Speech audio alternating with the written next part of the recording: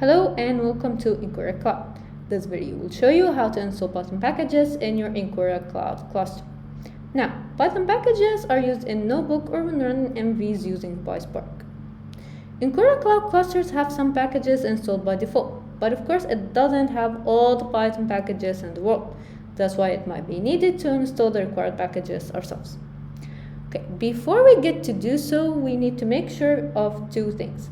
First, that the cluster is up and running. Two, that the package has to be compatible with pip. Okay, so let's go. We click our cluster by pax11. We click on configurations, then on Python packages over here, or we can scroll down, your choice. Okay, so we click on new package. We write down name of the package that we want. For example, it's TensorFlow. Okay. We click enter, then save. We'll get a notification shortly that the Python package is installed.